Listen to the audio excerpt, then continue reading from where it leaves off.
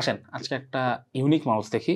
Unique বলার কারণ হচ্ছে এটা যে একটা মাউসে মোটামুটি যে ধরনের ফিচার আজকাল আমরা চাই, অলমোস্ট সবগুলা গেমিং মাউসই চেষ্টা করে ওই ফিচারগুলো আমাদেরকে দিতে এবং বেশ অ্যাফোর্ডেবল রেঞ্জেই দিতে। বাট এই মাউসটায় একটা এক্সট্রা জিনিস ওরা দিয়ে দিছে, সেটা হচ্ছে মাউসের মধ্যে ডিসপ্লে। অ্যান্ড যেন তেন ডিসপ্লে না, ওরা বলতেছে এটা নাকি ওলেড ডিসপ্লে। সো আমরা এটাই দেখব যে আসলে এই ডিসপ্লেটা কি কাজে আসে এবং এটা আসলে একটা মাউস ইমপ্লিমেন্ট করার পরে আদৌ এটা প্র্যাকটিক্যাল ইমপ্লিমেন্টেশন কিনা। সবাই আমাদের সাথেই থাকুন, আসছি ইন্ট্রোর পর। বক্সের ভিতরে ৩টা আলাদা কম্পার্টমেন্ট আছে।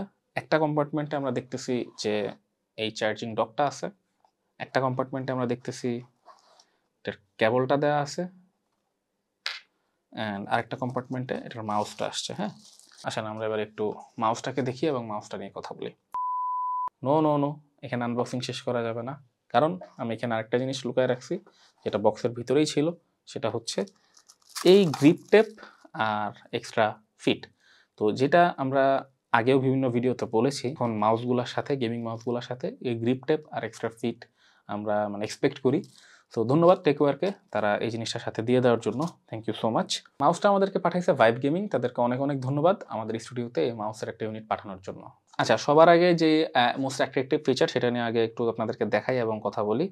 মাউসটা অন করলেই এখানে এটার যে ডিসপ্লেটা সেখানে কানেক্ট হচ্ছে কিনা সেটা দেখায়। কানেক্ট হওয়া পর্যন্ত এটা রিলিঙ্কিং লেখা থাকে।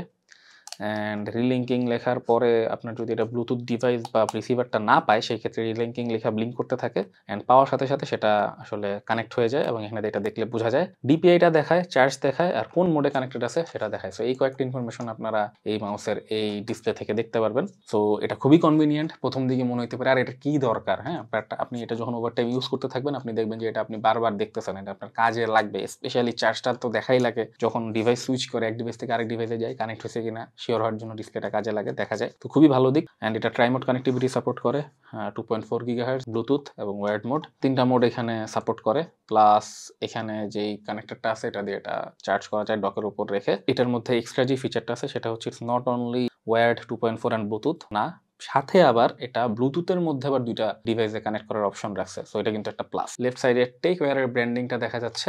অ্যান্ড ফ্রন্ট সাইডে type C port for charging, right সাইডটা ক্লিন। আচ্ছা, এটার সাথে যে চার্জিং ডকটা আছে সেটা একটা জিনিস আমার ভালো লাগছে। এখানে টাইপ সি ইনপুট দেওয়ার পর এখান থেকে আবার আপনি যদি রিসিভারটা লাগান সেই ক্ষেত্রে এটা আপনার আলাদা কোনো কেবল লাগতেছে না, এটা এখানে দিলেই আপনি ইজিলি মাউসটাকে ইউজ করতে পারতেছেন। এই ডকের উপরে মাউসটা রাখলে মাউসটা অটোমেটিকই চার্জ হয়। So that's a good thing. আচ্ছা, এই মাউসটা পিক্সআর্ট PAW3395 সেন্সর দিয়ে আসে এবং এটা 26,000 DPI পর্যন্ত সাপোর্ট করে, যেটা 6টা স্টেপে অ্যাডজাস্ট করা যায়। অ্যাক্সেলারেশন 50G এবং IPS and tracking speed 650 IPS। এটার মধ্যে সুইচ হিসাবে ওয়ানো blue shell pink dot switch use করা হয়েছে, যেটা খুবই রেসপন্সিভ অ্যান্ড ট্যাকটাইল। আমরা একটু শুনি।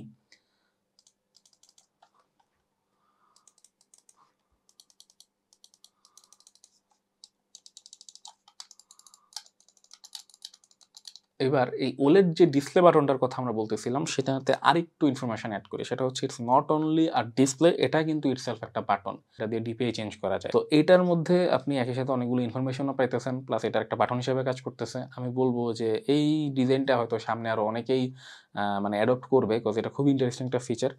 আগেও আমি অন্যান্য মাউসে দেখছি যে সাইডে ডিসপ্লে ছিল, অ্যান্ড সেটা আমার কাছে যতটা না অপটিমাল লাগছে তার থেকে বেশি অপটিমাল লাগছে এই জিনিসটাই, বিকজ এটা উপর দিকে থাকে এবং এটা কাজে লাগে। এটা বেসিক্যালি এখানে থাকলে এখানে এটা ইউজ করে ডিপিআই চেঞ্জ করতে যেমন কাজে লাগে, তেমনি কিন্তু আপনি এটার মধ্যে যে ইনফরমেশনগুলো দেখতেছেন এটা আসলেই ওভারটাইম ইউজ করতে করতে আপনি অভ্যস্ত হয়ে যাবেন, এটা দেখতে আপনার ইচ্ছা করবে। অনেস্টলি এটার এই বাটন প্লাস ডিসপ্লে ইমপ্লিমেন্টেশনটা আমার কাছে খুবই ভালো লাগছে। কানেক্টিভিটি নিয়ে তো অলরেডি বলছি যে ট্রাইমোড সাপোর্ট করে, প্লাস ব্লুটুথে আরো 2টা ডিভাইস কানেক্ট করা যায়। এটা মাত্র 59 গ্রামের একটা মাউস, অলমোস্ট 60 গ্রাম। আমি প্রায় বলি যে 60 গ্রামের নিচে একটা মাউস থাকাটা এখন একদম স্ট্যান্ডার্ড হয়ে গেছে। FPS গেম খেলার জন্য বা মোবাইল গেম খেলা, সব ধরনের গেম খেলার জন্য এটা আপনি পারফেক্টলি ইউজ করতে পারবেন। এটা মোটামুটি যেহেতু হালকা, হাতে ফ্যাটিগ হবে না, প্লাস এটার যেই শেপটা, এটা ক্ল এবং পাম গ্রিপ দুইটাতেই ইউজ করতে পারবেন, অ্যাটলিস্ট আমার হ্যান্ড সাইজ যাদের আছে তাদের জন্য। তো আমার পার্সোনাল এক্সপিরিয়েন্সে আমার যে প্রবলেমটা হয় সেটা হচ্ছে ফ্রন্ট সাইডটা পিট লোয়ার হওয়ার কারণে আমার একটু গ্রিপ করতে অসুবিধা হয়, আমি এই ধরনের মাউসে অভ্যস্ত না। বাট যারা এই শেপের মাউস পছন্দ করেন তাদের জন্য আবার এটা ভাব নেওয়ার জিনিস হবে, বিকজ এটার মধ্যে আবার এই যে ডিসপ্লেটা, এটার কথা বারবার বলতেই হবে, এই ডিসপ্লেটা আছে। চার্জিং ডকটা নিয়ে একটু উল্লেখ করি সেটা হচ্ছে যে এই চার্জিং ডকটা কিন্তু RGB, মানে এই সাইড দিয়ে RGB লাইট জ্বলে। ভার্জিন PTFE হোয়াইট ফিট দেওয়া হয়েছে, এটা খুবই ভালোভাবে মাউস প্যাডের উপর গ্লাইড করে, কোনো রকম অসুবিধা হয় না। যেহেতু টেকওয়্যার এটার সাথে গ্রিপ টেপ এবং এক্সট্রা ফিট দিয়ে দিছে, সো লং টার্ম ইউজের ক্ষেত্রে ফিট নিয়ে আপনারা কোনো প্রবলেম ফেস করবেন না। এটা কোনো প্রবলেম হলে আপনারা চেঞ্জ করে নিতে পারবেন। টেকওয়্যারের সফটওয়্যারটাতে বেসিক্যালি সব function available, button remapping, profile management, macro management, DPI customisation, polling rate change ইত্যাদি আরও অনেক কিছু আপনি সফটওয়্যার থেকে করতে পারবেন। আমি আজকে একটা টিপস শেয়ার করি যে একটা গেমিং মাউস থেকে এটা র ইনপুটটা পাওয়ার জন্য আপনি যে সেটিংসগুলো চেঞ্জ করে নিতে পারেন সেটা হচ্ছে উইন্ডোজের মাউস সেটিংসে গিয়ে এনহ্যান্স পয়েন্টার প্রিসিশন এটা অফ করে দিবেন। যদি আপনার এই সফটওয়্যারে 3টা অপশনই অ্যাভেলেবল থাকে, যে ripple control, snap angle and motion sync, এগুলো অফ করে দিবেন। অফ করে দিলে আপনি একদম মাউসের র ইনপুটটা পাবেন।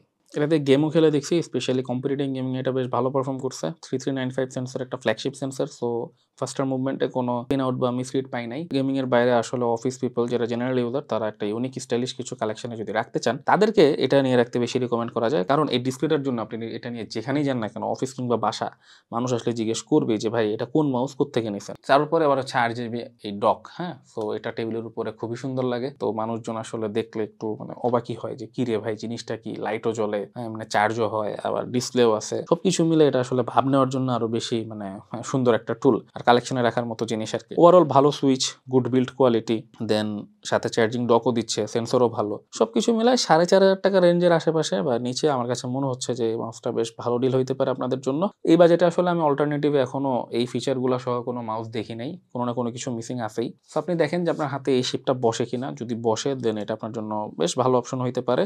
আর যাদের ডিসপ্লে বা ডক এই দুইটা জিনিস ম্যান্ডেটরি, একসাথে নিয়ে আপনি একটু ভাব নিতে চান, তাদের আসলে আমার মনে হয় না এই রেঞ্জের কোনো অপশন আছে।